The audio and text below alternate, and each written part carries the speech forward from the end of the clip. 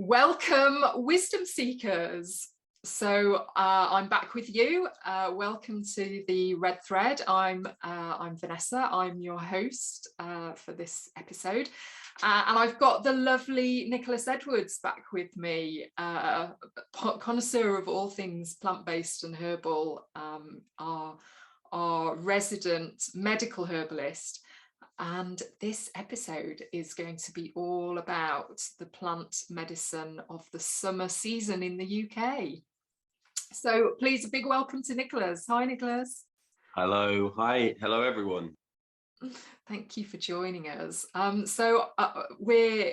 wheel is turning, and we're coming through the Beltane season in the UK, end of May, beginning of June, and we're moving towards that summer season, and the summer energy is starting to build here.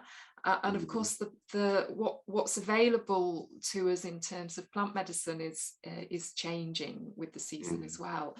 So I'd love to find out, and I'm excited for you to share with us what plant medicine is available to us at this season, and tell us all about what you've been doing with these seasonal plants. Okay, well, of course, it's been May. We're just at the tail end of May. I have been stomping around the local neighbourhoods of Bristol, where I'm based, because I'm trying to organise a few, I'm calling them ethno-botanical tours of Bristol. They sound fabulous. Are we gonna get a link? Can I put a link in the show notes for anyone that's Bristol based that could join? Oh, I don't have any links yet. It's still in the nascent stages. I'm just planning out what's interesting in the neighbourhood and what plants there are, and what kind of connections between plants and people there are in the local neighbourhoods. The idea is to sort of just show that even in a random suburb of a big city like Bristol, there's lots of connections between plants and people, and lots of things going on, and lots of useful plants all around us, and important to recognise this and protect it as well. I should say that Bristol is not quite like many other cities in the UK, and there's probably a bit more going on in terms of plant life. But anyway, in one of the areas nearest to where I live, of course, it being May at the moment, loads and loads of hawthorn has come out. And it's all over the place, looking lovely, looking beautiful. These lovely little 5-petaled white flowers with a little bit of a pink tinge. I don't think you can see on the camera, but I've tried to emulate this a little bit. I did have a pink tinge in my hair. Oh yes, for the audience members who are audio only, Cole's got a kind of hint of pink there, to honour that blush of that you get in the hawthorn flowers. And of course, I think you can get pink, like some pink hawthorn flowers as well, can't you? Sometimes they are. Yeah, this was applied via our mutual friend Lucy, a little bit of pink gifted to me from her bathroom cabinet. Seasonal colour. Oh, gorgeous. And I love hawthorn, and of course it is sacred to the goddess of love, the goddess of Beltane, my goddess Rhiannon, and it very much represents the triple goddess, because the buds, the flowers, and the berries are all used in ritual and in medicine. So tell us more about hawthorn. I want to find out all about it. Oh, I mean, there's so much to say. I mean, it has an extremely rich folklore for starters, because it's been in the British Isles for a long time, and it was obviously very evident, pre-Roman times. So there's loads of wonderful stories about it. There's funnily enough, there's quite a strong association with death and fear. I was just reading an article earlier about Hawthorn Tree. Hawthorn Tree in Ireland, and the fear surrounding it. It seems to have a lot to do with, as I said, death, the gateway from this life into death. There's lots of stories of encounters with fairies, and if you want to meet fairy folk, go to a hawthorn tree. It's definitely a fairy tree, yeah, very much so a fairy tree. Yeah.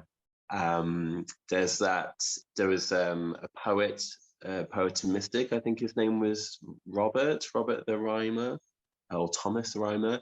He fell asleep under a hawthorn tree once and claimed to have met the fairy queen and got whisked off to the other realm. So there's lots of that, and the smell.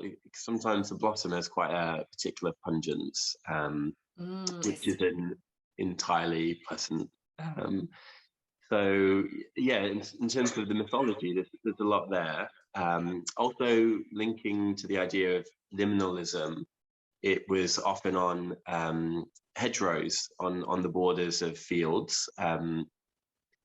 Mainly, I mean, physically, it's quite a dense tree, so it provides a lot of cover and provides sort of a physical barrier, but it was also thought to ward off witches. I don't know if that's true or not, but and even the name Haw, the Haw of Hawthorn, comes from an old Anglo-Saxon word meaning hedge. It's also the root of the word hag, apparently, is it?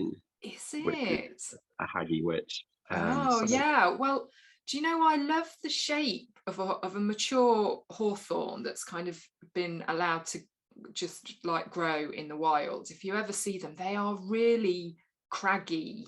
The trunks and the branches are really gnarly and craggy, and they, yeah, you kind of, you get a sense that each one's got its own personality, and you can see how the kind of craggy haggy hawthorn association came about when you see its leaves, particularly in the winter, when obviously they're not wearing that cloak of leaves and blossom. You can really see the shape of them, and they're yeah, I used to paint them a lot, actually. When I was doing devotional art, I used to paint hawthorn quite a lot. I really feel an affinity with it. And of course, one of the famous one of the most famous hawthorns is the holy thorn of in Glastonbury, that Joseph of Arimathea was thought to have brought and planted in Glastonbury. And there are a number of hawthorn trees around Glastonbury that claim to be the holy hawthorn, the holy thorn tree. But I think it's commonly thought to be on Wearyall Hill, which sits on the outskirts of the town, and you get a great view of Glastonbury Tor from Wearyall Hill. So yeah, I think it's commonly thought to be on there, but the hawthorns on that hill, because it's obviously it's not everyone's cup of tea, that's to put it mildly, these kind of myths and legends, and the holy thorns on Wearyall Hill have been vandalized over the years and destroyed, so yeah. So it's quite a controversial plant, really, isn't it, in many ways? But in terms of its medicinal benefit, it's unparalleled, really. So it's what's known in herbal medicine as a cardiotonic. Just generally speaking, it has a wealth of benefits for the heart and the circulation system. So lots of people know about drugs that have been derived from our plant friends, and the main one being digoxin, coming from the foxglove flower, digitalis. And the digitalis, even though it's quite sort of an unassuming flower, it produces this incredibly potent cardiac glycoside component, which is turned into this very strong cardiac stimulant. Hawthorn, whilst it has lots of benefits for the heart, it doesn't produce cardiac glycoside, so it's not strong, it's not potentially toxic. It's actually considered one of the safest remedies we have. So it's sought to act in sort of a more subtle and more gentle way. Some research has been done into its role in strengthening the coronary arteries, which are the blood vessels that supply oxygen and nutrients to the heart itself. Yeah. Called coronary arteries, from the Latin corona, which is the crown. Of course, yes. Also thought to be, so Hawthorn was supposed to be the tree that Jesus Christ's crown of thorns was made out of. Yes, of course. So the connections are all there. And so by helping the heart get enough oxygen in a gentle way, that's how it's thought to act.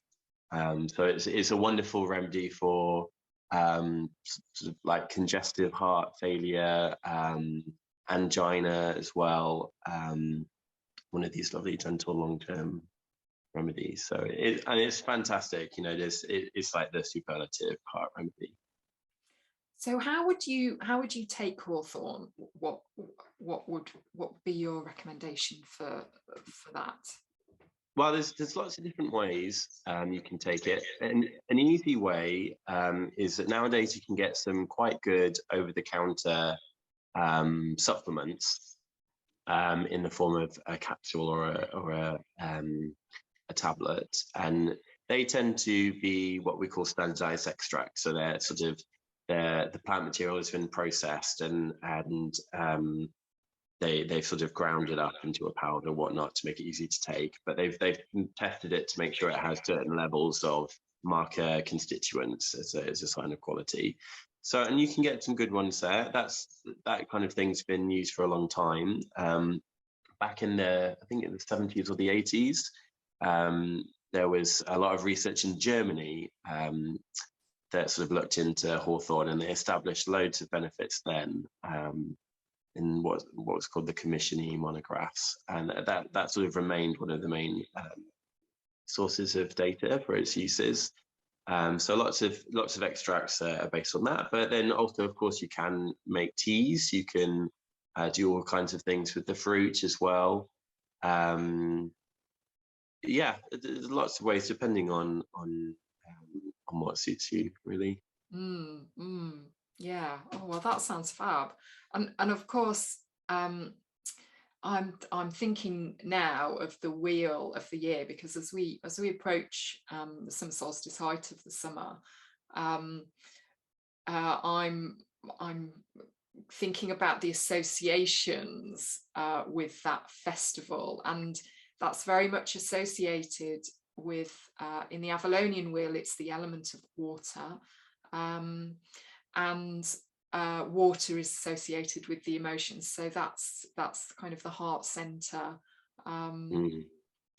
So all those associations, the symbolism really kind of fits with perhaps, you know, looking after your heart at this time of year, and unblocking those stuck emotions that you know might be one of the underlying reasons, if you've got a heart issue, that there might be a block there energetically, and allowing your emotions to flow and heal using hawthorn in that way as well. Absolutely. Wow. So that's a really powerful tree then. And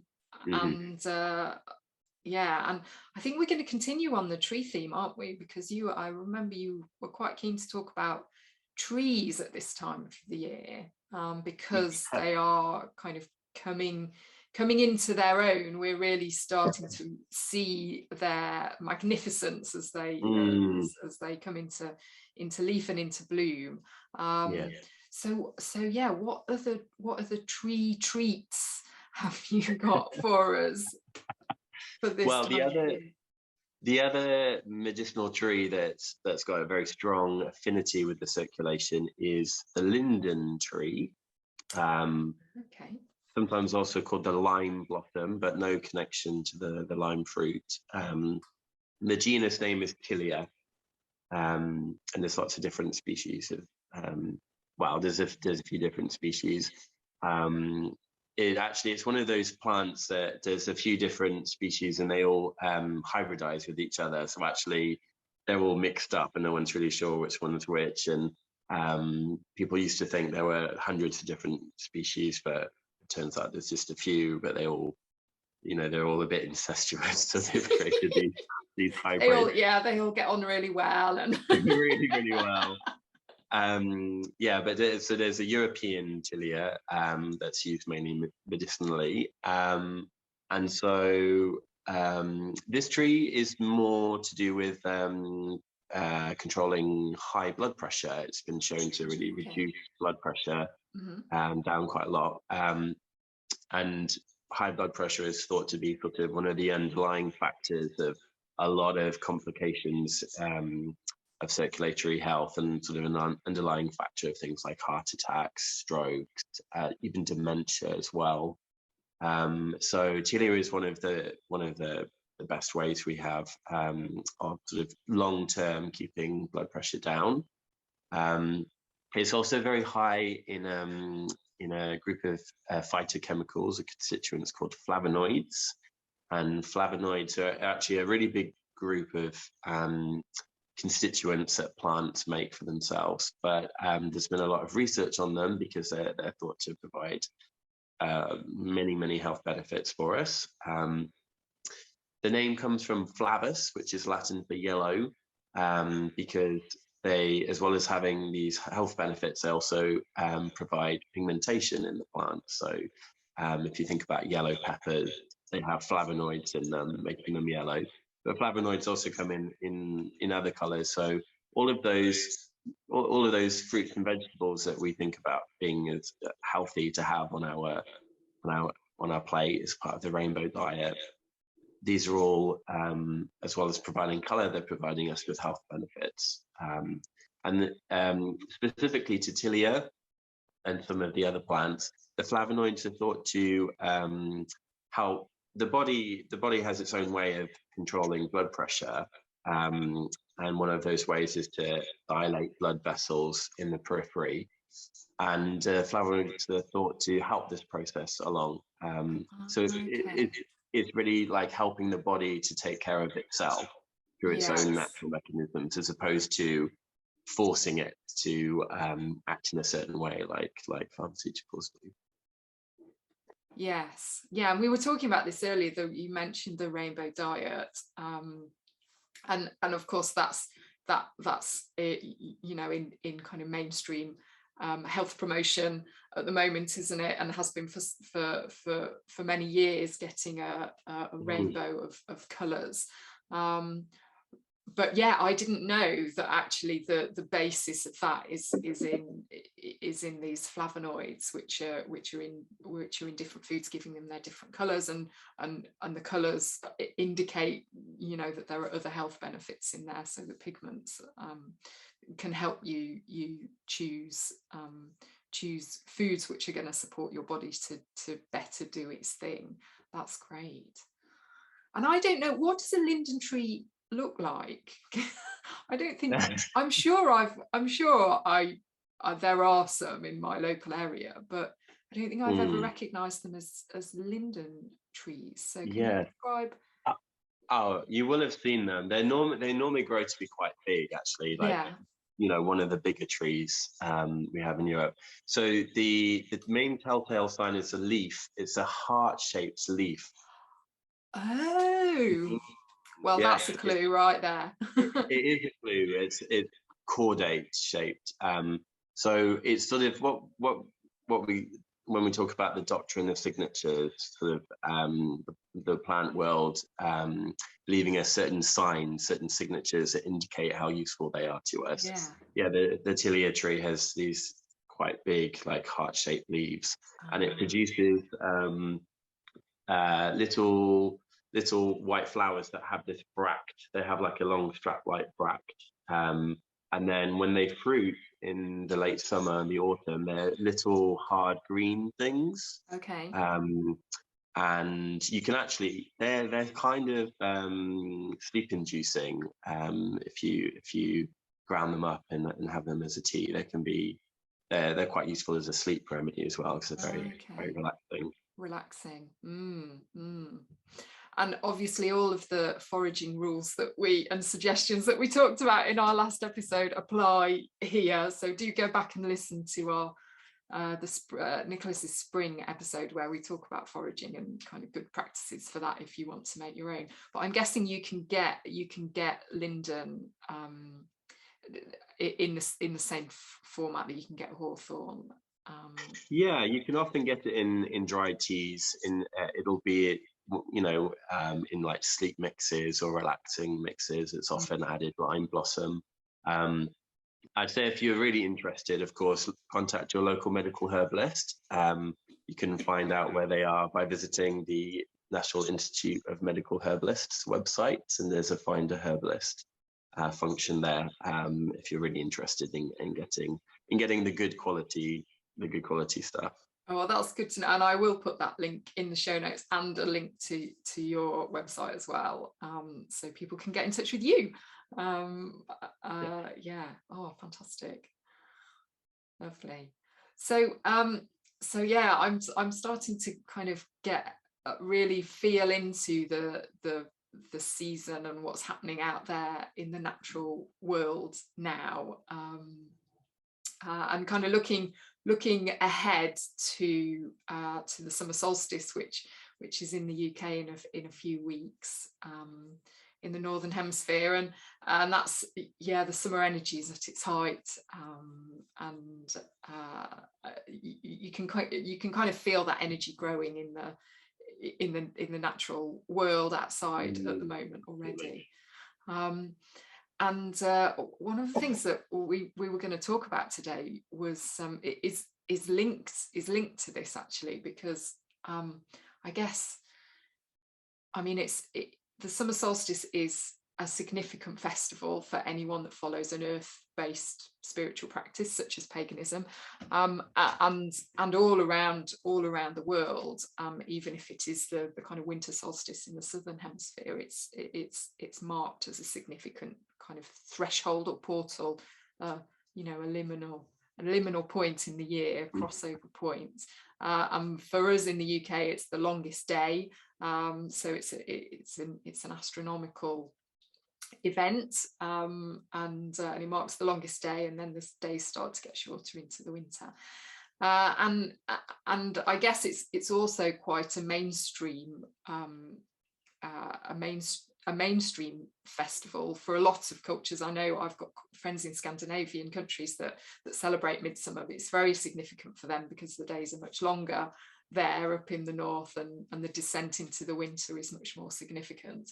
So they celebrate midsummer, and it's not a religious or spiritual event at all. It's very much a public holiday, and a time of summer parties, and I guess in our country, in the UK, the typical imagery around that is druids visiting Stonehenge for the you know, for the sunrise there, and so on.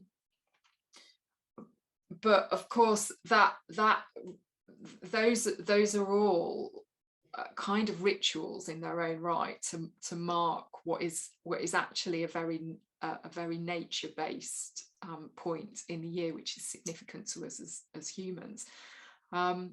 So yeah, one of the things that you and I share, Nicholas, is this kind of understanding and belief that ritual in the landscape is really important for health and well-being, not just of individuals, but kind of communities and societies. And I think you've actually done some research into this, haven't you, in your recent master's degree? I'd love to learn about what your thoughts are on this topic. Yeah, so the masters I did, ethnobotany, it was very anthropology based, and there was a unit on environmental anthropology, which was exploring how communities interact with their immediate environment. And of course, a lot of communities around the world still have a very, very close relationship with their environment, and it's really important. You know, they get their food and their sustenance directly from their environment, and any imbalances cause direct impact. Not so much with Western communities nowadays. There's a bit more of a disconnect. So yeah, I had to look into various different rituals and how they regulate this relationship. There was a very well-known in the anthropology world. There was quite a well-known study by a guy called Rappaport in, I think it was Papua New Guinea, and he looked at how there's a community that share a lot of their space with pigs, semi-domesticated pigs. And every year or so, when the population of pigs gets too high, there's a problem, because the pigs will, in too great a number, they will damage the environment. They'll eat too many of the plants. Everything goes off kilter, and this causes tension among the communities. So wars break out, fights, and then the victorious community or tribe or whatever, they will initiate a ritualistic slaughter of these pigs and distribute the food as nutrition amongst the villagers, which brings the population of the pigs back down, restoring the balance. So it's sort of almost like a homeostatic mechanism between the people and the plants and animals in this case, and the ritual sort of acts as like a like a valve, like an event that sort of brings everything back down. I thought that was really, really interesting. That is really fascinating, isn't it? Because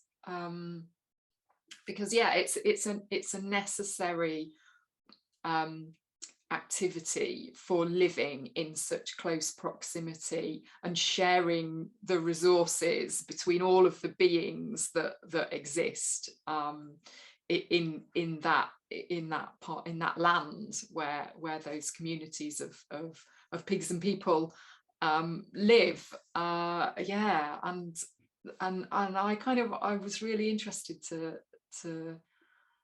hear about that when you first mentioned it.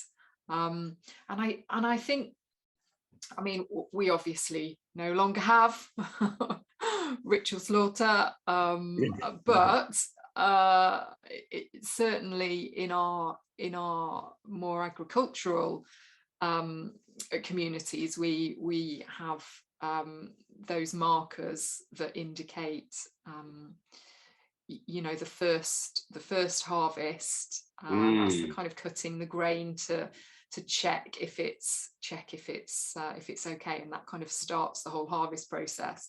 And then of course the giving thanks at the end of the harvest, the idea of harvest festival, which is still a big part of the Christian calendar, and it's part of the earth-based, the goddess and pagan calendars as well. So we've kind of lost that really earthy connection with the land, as you say, because we've become kind of disconnected from our food sources. But there's still kind of remnants there of working with the land in ritual to reconnect, because we are not this is just my opinion, we're not separate from it. We're part of the land and the world that we live in, the natural world that we live in. And I think our certainly our Western culture has looks on nature as a resource to be used for our benefit. As if we're somehow, the human race is somehow separate from it. And I think ritual gives you that opportunity to kind of give back in whatever way works in the community that you live in, really. Absolutely. Yeah, and I wonder, I think we are disconnected, and I wonder what sort of long-term or profound effect the loss of ritual and the loss of connection has had on our communities, or on us as the human race. dread to think. Yeah, well, there's I've been looking into the topic of eco-psychology recently, and I'm not in any way, I'm a scholar, so I'm not in any way a kind of an expert on this, but yeah, I read an article recently that was looking at what's the minimum amount of time people need to spend in nature to support their health and well-being, and it was 2 hours a week was the study. This was from University of Exeter, I think maybe last year or 2 years ago, when the results came out, and I think I had really mixed feelings when I read about that, because I thought, well, yeah, 2 hours. People that live in cities and really urban areas can perhaps work with that. But then there was a part of me that was absolutely staggered that this piece was kind of then going on to talk about, it's a journalistic piece, then going on to talk about prescribing nature in the same way that you would prescribe a medicine, and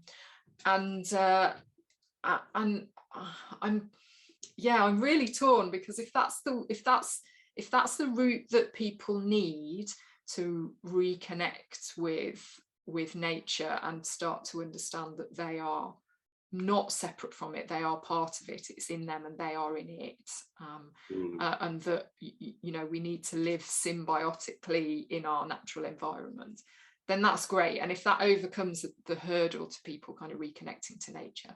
But equally, there was that kind of activist part of me that's like, oh my God, is this really what it's come to? We are prescribing nature as if it was a pill, because that's the only model, the medical model is the only model that we can use to support our health. And B, we're still using nature as a resource, and that's what's got us into this place where the human race feels so disconnected that it doesn't, there are only really pockets of campaigning, environmental campaigning, to say, look, we need to stop using the resources of the earth as if they're there just to serve us. So yeah, it kind of it's really opened up my thinking on this topic of using nature and understanding its health benefits, but equally using it, even the very word using it is kind of conjures up issues and images for me.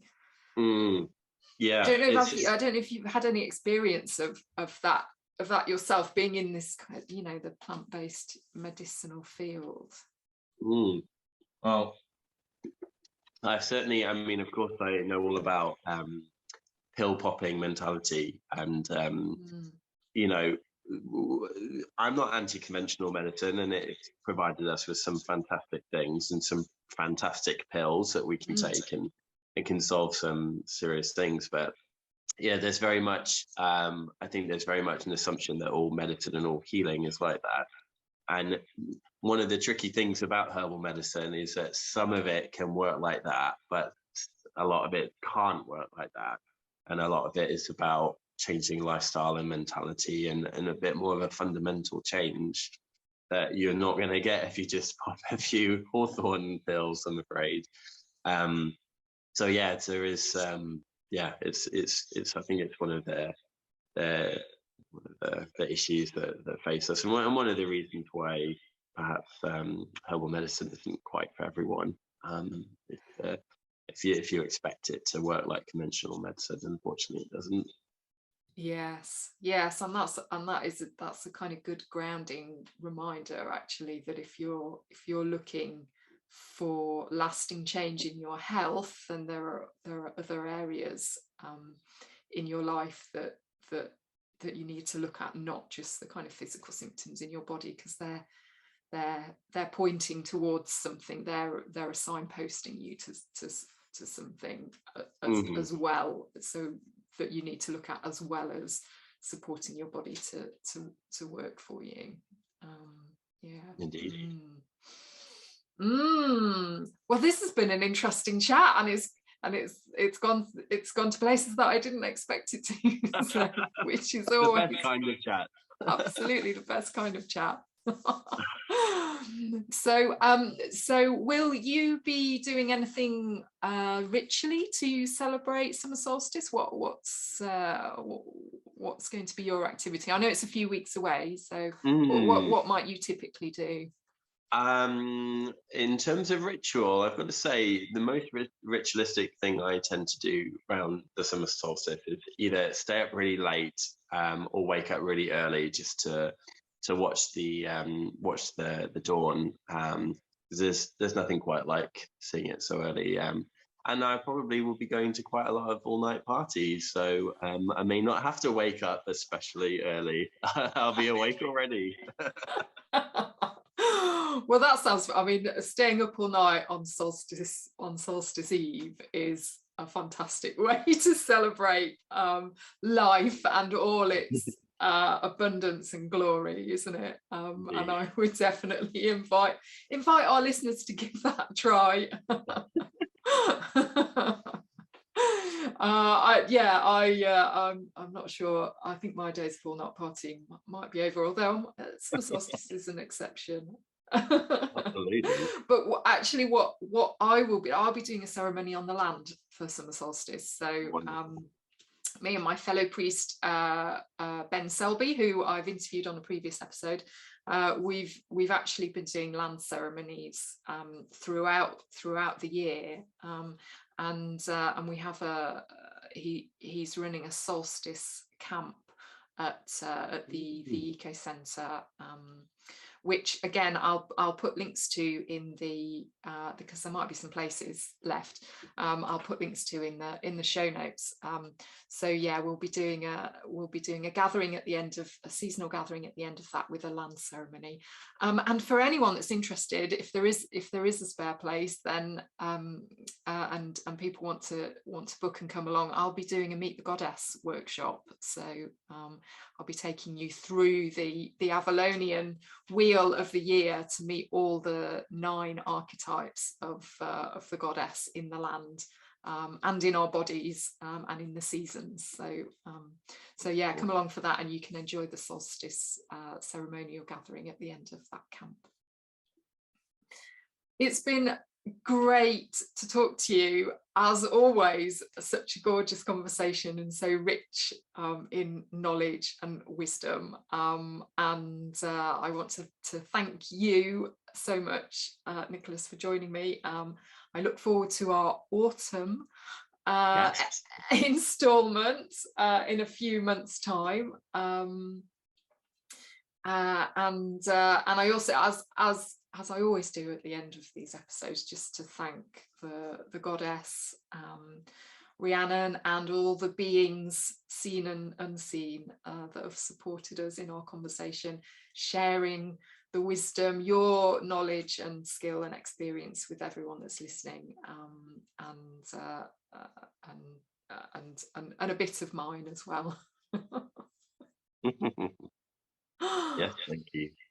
So yeah, that's the end of our conversation for now, but we look forward to seeing you again in the next episode, when we will be talking about summer solstice in more depth and some of the symbolism around that. So I hope you've enjoyed it, everyone. Thank you so much for listening, and I'll catch you next time. Thank you very much. So wonderful talking to you. Thank you very much. Thank you. Bye. Bye-bye. Bye.